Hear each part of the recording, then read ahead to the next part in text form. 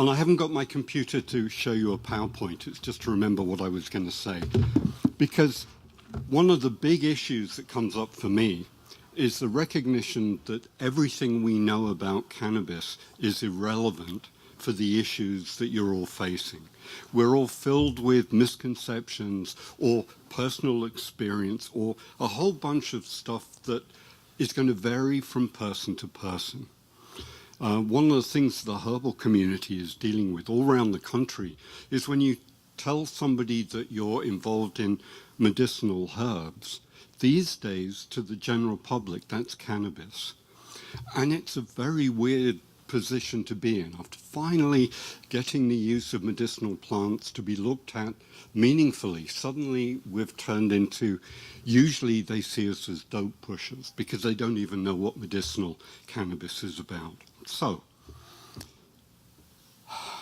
some of you are growers. Have you all seen the plant growing? No, let me put it another way. How many people haven't seen the plant growing? I wonder how honest that is. One of the amazing things about cannabis is that it's the strongest weed you're ever going to come across. It will grow anywhere. It will grow vibrantly in the face of any opposition, actually. It's a very, very unique plant, and it's got very, very special properties, but all plants have very special properties. I think one of the few reasons people are seeing cannabis as being so uniquely medicinal is that the culture still doesn't accept that plants are medicinal. Anything we look at outside growing wild has got some potential in the hands of a clinician. Doesn't mean that anybody can go out and pick plants and heal themselves. That's not what I'm saying. But everything is medicinal because we're all in the same ecological embrace. We all come from the same soil. It doesn't surprise me at all that there are very unusual constituents in this plant which can have some profound effects on just about every part of the body. And one of the things that's unique about cannabis is what it has led the researchers to discover. So let me just back up a bit. There are two species of cannabis everybody talks about. There are actually more species, but there are only two that are important to this discussion. And actually, as far as the botanists are concerned, it's questionable whether there are two different species. So, you know, let the taxonomists have fun with that one. However, experientially, there are definitely two extremes of the spectrum. Speak closer to the mic, please. Oh, I'm trying not to make it whistle. Can you hear it whistling? Or maybe it's just me. All right. I'll try harder. You might be interested to know that the closest relative of cannabis is hops. And hops and cannabis are the only two genuses of plants in the family, the Cannabinaceae.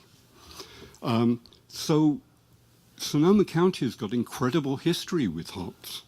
You can still find, you know, along streams in random places, really good stands of obscure, rare Victorian varieties of hops that the microbrewers go crazy about. Cannabis, you can grow anywhere. That doesn't mean you've grown it well. To grow it for rope and all the other things you can do with the fibers, that's really straightforward. To grow it for therapeutic properties, difficult, because you need to get the balance of the different constituents right. But the point is, we have a weed that loves it here, loves it everywhere, that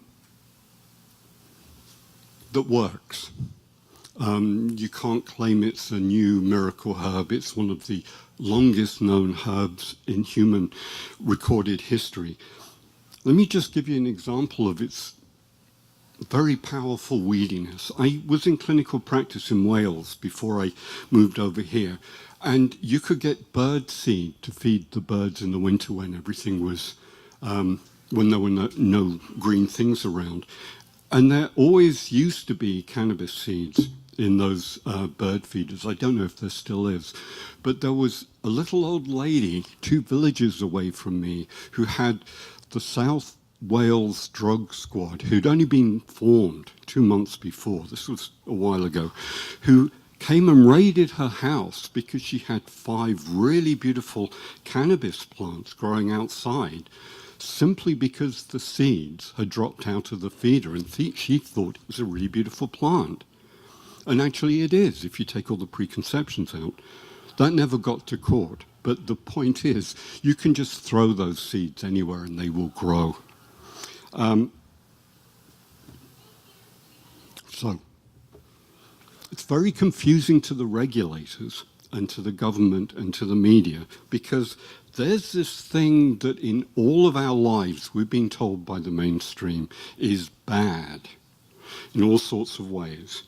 And if you look at the facts, it's very safe, it's very effective, and it could be very inexpensive.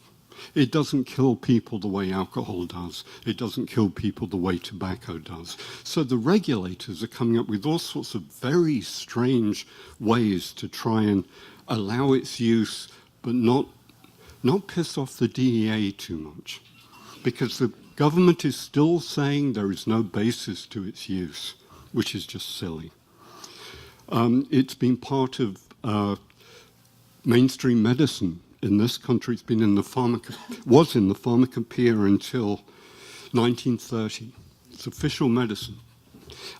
If we were going to be showing slides, I would have shown you Park Davis bottles of tincture of cannabis.